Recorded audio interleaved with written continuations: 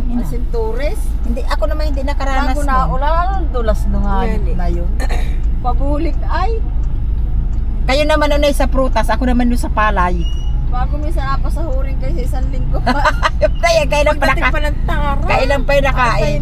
Ay, pag may bagyo magtiis kang mangutang talaga, hindi ka pa sahudin. Ay, ngayon ni Kwan kailangan pag may trabaho yung sahod sa hapon. Saka walang magtatrabaho sa'yo, pwede ka lang pasahod. Kaing ba yung 5 lang ang bayad sa atin, Chubino, sa isang kaing. Ay, paus-us na ang... Ay, pag naka-100 naman piso, ay marami nang nabili eh.